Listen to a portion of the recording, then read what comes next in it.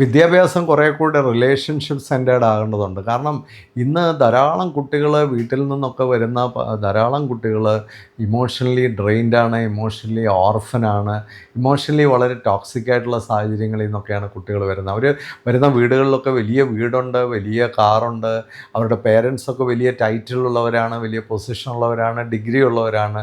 പക്ഷേ അവിടെ ഏറ്റവും വലിയൊരു ക്വസ്റ്റ്യൻ, അവർ എത്ര പേര് ഇമോഷണലി സേഫാണ്, ഇമോഷണലി സെക്യൂർഡാണ്. അതുകൊണ്ട് ഈ കുട്ടികളൊക്കെ വല്ലാത്തൊരവസ്ഥയിലാണ് സ്കൂളിലേക്കൊക്കെ പല വീടുകളിൽ നിന്നും വരുന്നത്.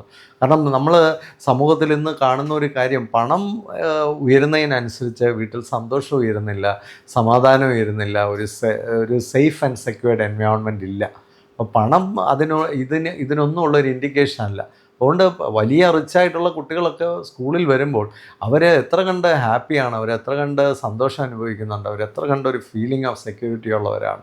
ഇവിടെയാണ് ടീച്ചേഴ്സിൻ്റെയൊക്കെ ഒരു റോള്. ഒരു റിലേഷൻഷിപ്പ് ടീച്ചിങ് ഒക്കെ വളരെ ആവശ്യമായ ഒരു കാലഘട്ടത്തിലാണ് നമ്മൾ ജീവിക്കുന്നത്. നമ്മൾ കുട്ടികളെ കൂടുതലായിട്ടൊന്ന് മനസ്സിലാക്കാനും അവരെ കുറച്ചുകൂടെ ഒന്ന് സോഫ്റ്റായിട്ട് ഹാൻഡിൽ ചെയ്യാനും അവരുടെ വ്യത്യസ്തതകളെ, അവരുടെ പ്രയാസങ്ങളെ, അവരുടെ സ്വപ്നങ്ങളെ, അവരുടെ വികാരങ്ങളെയൊക്കെ ഒന്ന് മാനിക്കാനും അതിലൂടെ അവരിലേക്ക് കടന്നു ചെന്നവരെ പഠിപ്പിക്കാനും ഒക്കെ കഴിയുന്ന ഒരു പുതിയ വിദ്യാഭ്യാസമാണ് രൂപപ്പെടുത്തേണ്ടത്. ഒരുപാട് ടെക്നോളജി അല്ല വിദ്യാഭ്യാസത്തിലേക്ക് ഇനിയും വരേണ്ടത്. അങ്ങനെയാണ് മാർക്കറ്റൊക്കെ ഇന്ന് ഐഡിയാസ് പ്രൊപ്പഗേറ്റ് ചെയ്യുന്നത്. പക്ഷെ അതൊരു വലിയ അപകടത്തിലേക്കാണ് പോകുന്നത്. ടെക്നോളജി അല്ല വിദ്യാഭ്യാസത്തിൽ കൂടേണ്ടത്. അവിടെ മാനവികതയാണ് കൂടേണ്ടത്, അവിടെ മനസ്സിലാക്കലുകളാണ് കൂടേണ്ടത്, അവിടെ ഒരു ഇമോഷണൽ ഇൻ്റലിജൻസ് ആണ് കൂടേണ്ടത്.